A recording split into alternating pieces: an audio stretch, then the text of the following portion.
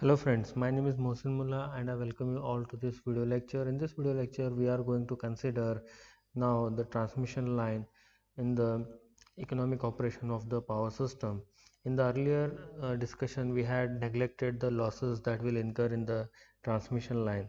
Okay, so while deciding which of the units of the power plant to be operated for the economic operation of overall power system, we had considered only the incremental fuel cost. We had not considered any other conditions. But now here it is very important to consider the transmission line also, because we know that when the power is transmitted over a long distance, obviously there are going to be losses that will take place in the transmission line. So we have to consider those losses also as a part of demand. So therefore, when the losses are higher in the transmission line, so that will also add to the incremental cost of the fuel, because that losses also needs to be supplied by the operating that power generating units. Okay, so therefore that also needs to be considered in the total cost calculation, or you can say total incremental cost calculation. So now, to introduce the complexity of transmission losses, let us consider the simplest possible example. Now let us one unit or one plant be connected to a bus that also supplies the one system load, and let another unit or plant feed the same bus over a transmission line. Now when the unit, so here what we are going to understand here is there is one generating unit. Okay, so this generating unit is going to supply to a load which is connected to this particular uh, generating unit itself. Okay, now there is another unit. Okay, so that is G2. Now this generating unit is not connected to the load directly, but it is connected to a transmission line, and that transmission line is connected to a bus, and to this bus the load is connected. So now these are the you can say two scenarios. So now this total transmission line, okay, so this total transmission line is going to have some of the power consumed to supply the power up to the bus.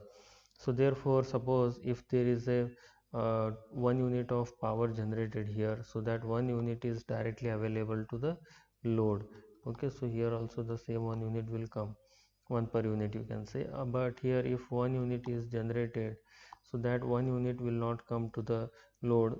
Here one unit minus here whatever losses will take place, so that one unit minus that PL will reach to the load. So that is what is going to happen. So now to compensate for this PL, so that generating should be, so in order to supply to the load, so that generating should always generate one unit plus the PL power. Okay, so therefore the incremental cost, that is incremental cost that we had indicated earlier, is going to increase in this particular case. Okay, so that is what will happen. So now we need to try to obtain the expression for that incremental cost here. Okay, so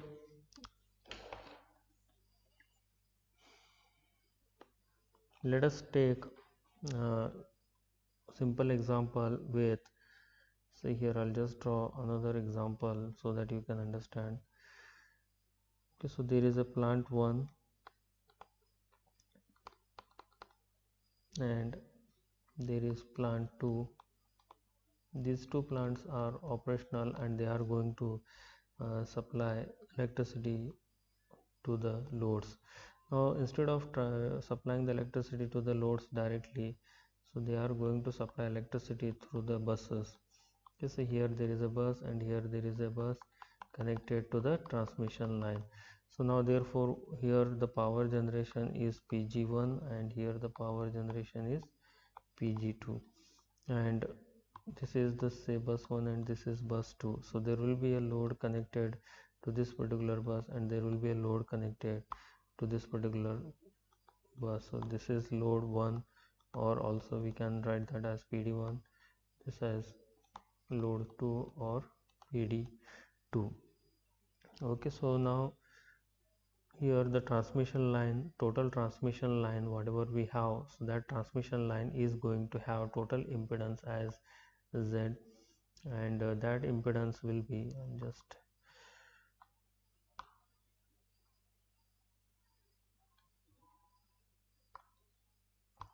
okay, so that impedance will be equal to the total resistance plus the reactance. Okay, so that is the total transmission line impedance. Okay, so now for the sake of simplicity, we are going to neglect, okay, for the sake of simplicity, neglect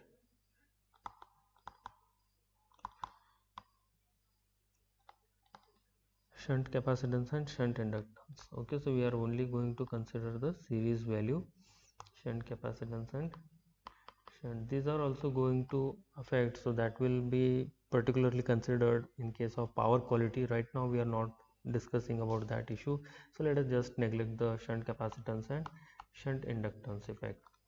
Okay, we are only going to concentrate on the major part of the transmission line, that is the transmission line inductance, or you can say transmission line resistance due to the conductor used in the transmission line. Okay, so therefore here that total impedance Z, which is nothing but the magnitude. Okay, so Z in magnitude, so this will be obtained as, we know that under the square root r square plus x square, and this will be ohms per phase.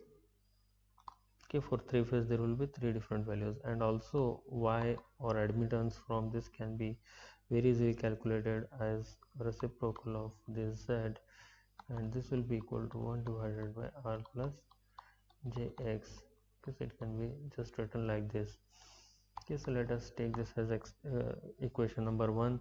Then the whatever loss that will take place in the transmission line, so that transmission line power PL can be written as total generation minus total demand. Power in the transmission line PL, or loss in the transmission line PL, total generation minus total demand. Okay, so what is actual demand? So that if we take out from the total generation, then remaining supplied power will go to the transmission line losses. Therefore we can write this PL as total generation is nothing but, when we take this example of two plants, Pg1 and Pg2 is the power generated by the plants, that will be equal to Pg1 plus Pg2 as the total generation, and the total demand is nothing but the loads PD1 and PD2. Okay, or we can also try to rewrite this expression as Pg1 minus PD1 plus Pg2 minus PD2. Okay, so or simply this can be written as P1 plus P2. So the total transmission line can be represented as P1 plus P2. Okay, so this is just for example, these are not the actual values. Okay, so obviously P1 and P2 will be the functions of bus voltage. So this P1 and P2 are the functions of what? Bus voltage, because these are the losses that are taking place in the transmission line. Okay, so P1 and P2 are functions of, one is bus voltage and another one factor that will be power angle delta. Okay, now let us say that we are going to keep the bus voltage as constant, it is not going to change. So if bus voltage is constant, if bus voltage is maintained constant or assumed constant, so in that case this losses will be functions of, losses will be function of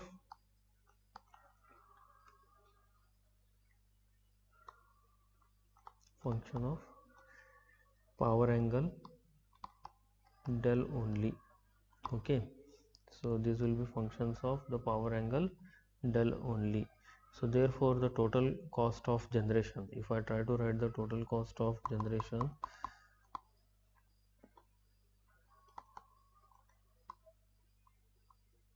Total cost of generation will be represented as C, and this will be equal to C1 because of the Pg1 and C2 because of the Pg2. Okay, as Pg1 and Pg2 are dependent only on the power angle del, as Pg1 and Pg2 are going to be dependent on the only power angle. Let me just write.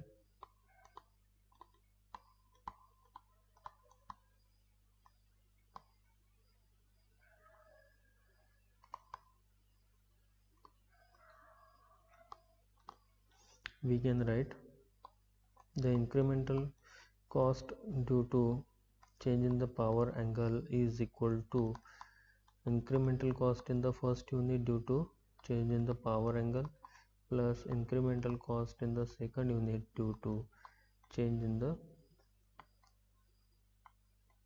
power angle. Okay, so let us try to represent this in terms of the generation also, that we can try to correctly indicate the incremental fuel cost. Therefore, for that what we are going to do is we are going to multiply and divide by the PGI term. So therefore here let me just write this as DC1 divided by dPg1. So this term represents the fuel cost, incremental fuel cost of the plant 1, into, so here Pg1, that dPg1 as it is, and denominator of earlier term d delta, plus similarly we can write it in the same way for the second term, dPg2 into dPg2 divided by d delta.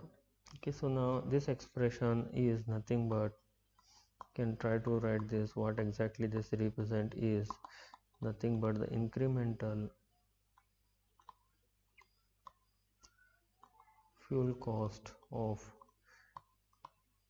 plant 1 into dPg1 by d delta plus incremental fuel cost of plant 2 into dPg2 divided by d delta. So let me just indicate this as the equation number 2.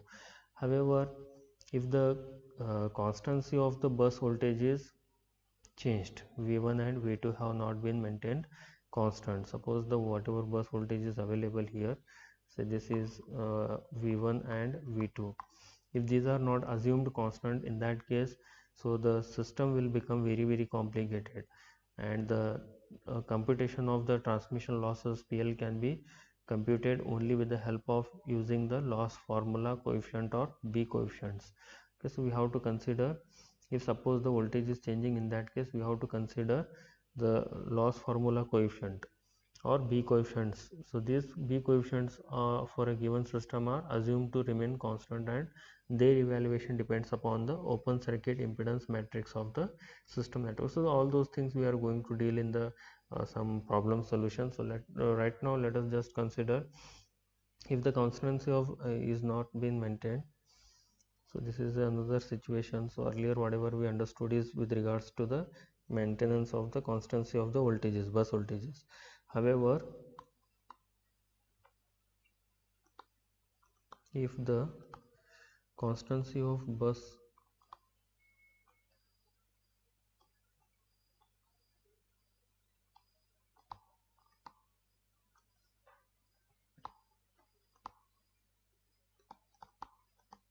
V1 and V2 is not maintained, or you can say assumed,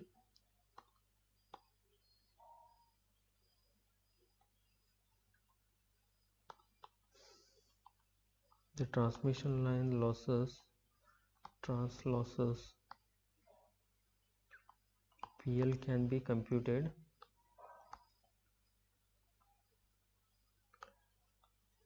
utilizing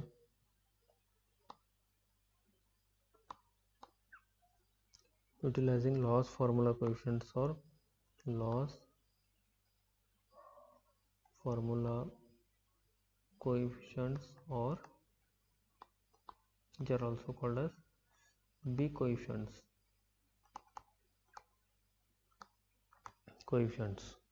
Okay, so these B coefficients are given for a given system are assumed to remain constant. Okay, so these B coefficients will be constant, and this can be evaluated depending upon the open circuit impedance matrix of the system. So B coefficients are evaluated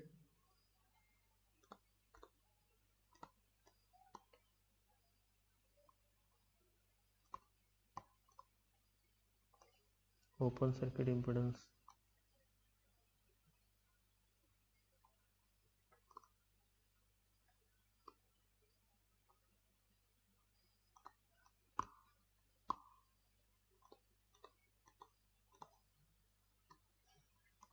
of the system.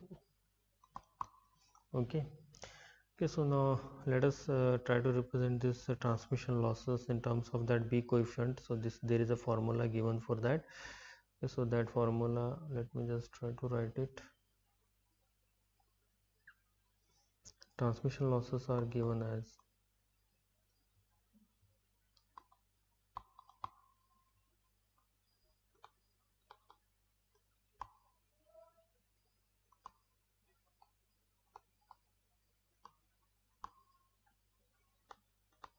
PL equal to summation M summation N PGM VMN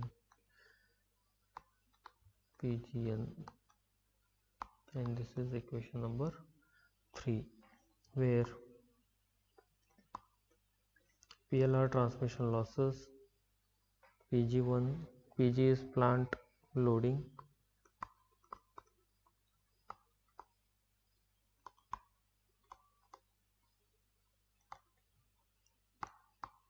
B are loss coefficients,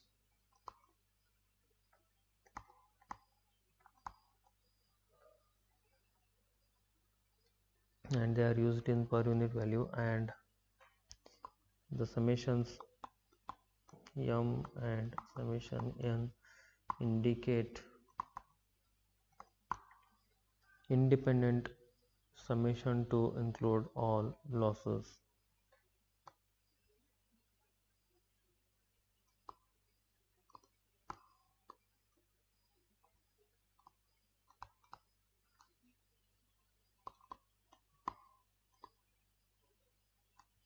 Include all losses. Okay, so sorry, not losses, include all sources. Okay, so to include all the sources, say k value equal to m or k value equal to n, so that summations are used. So therefore we can now try to write the expression for PL as, therefore PL can also be represented as PG1 matrix up to PGM, another matrix BMN, that is loss coefficient matrix, and here it is a row matrix, so one row into m columns. This is a square matrix m cross n, and this is third is going to be another generation loading matrix, which is indicated as, so it is n column, n row, 1 column, n cross 1. Okay, for a 2, now this can be used for obtaining the expression for a 2 source and for 3 sources, or for multiple sources. So now let us write for 2 source, and this is the final expression. Okay, so now let us obtain for 2 source. For a 2 source system, means 2 generating sources are there, so in that case this will be equal to Pg1 square B11 plus 2 times Pg1 Pg2 B12 plus Pg2 square into B22. Okay, so this is the equation number 4, and for a 3 generation source system, So you can write the formula. It will be, first term should be Pg1 square B11, then Pg2 square B22, Pg3 square B33, then 2 times Pg1 Pg2 B12 plus 2 times Pg2 Pg3 B23 plus 2 times Pg1 Pg3 B13. Okay, so this is what we are going to get if we are considering 3 sources, generating sources. Okay, so now we can try to represent the entire equation as a simple matrix in terms of just letters. So that can be the matrix representation of above loss equation can be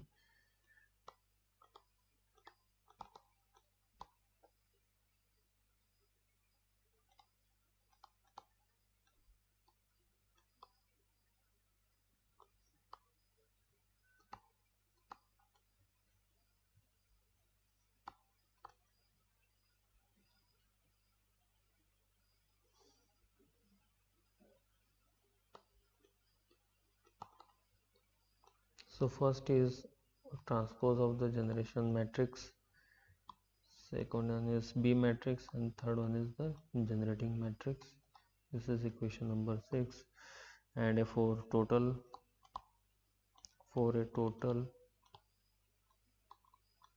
k sources, if there are totally k sources, in that case the same can be written as Pg should be equal to column matrix with Pg1 Pg2 so on up to Pg k. Okay, and similarly matrix B will be equal to B11 B12 so on B1k. Here this side it will be equal to bk1 or bk1, here it is b21 so on. Okay, and here it is b22 so on b2k, and this will continue, finally this term will be equal to bkk. Okay, and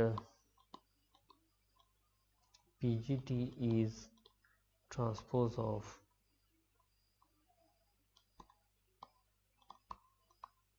Pg.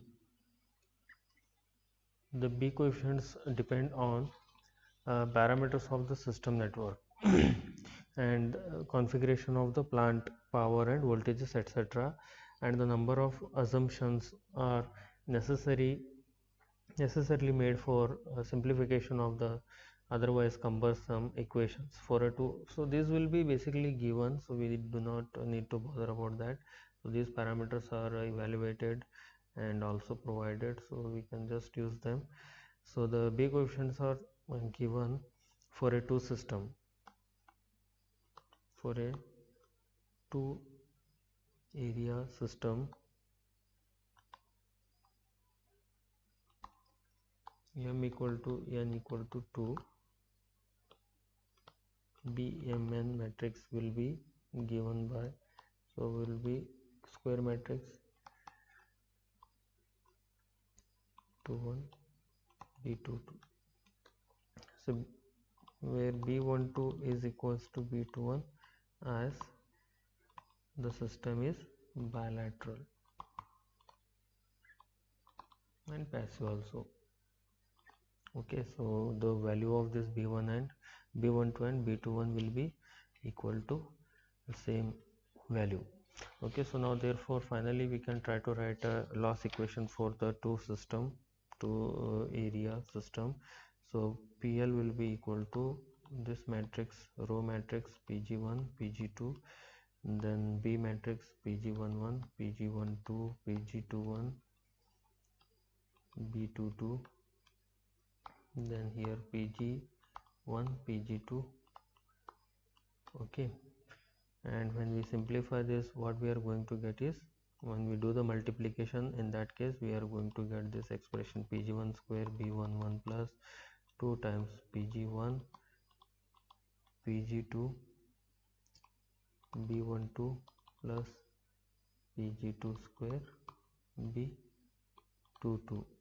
Okay, and here we can write that is PL is a function of Pg1 comma Pg2, which can be written as Pg1 transpose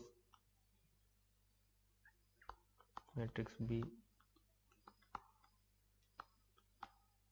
or just here Pg transpose matrix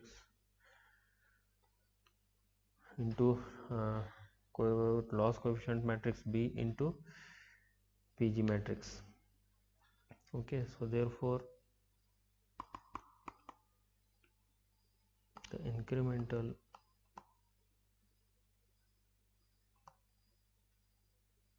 transmission losses are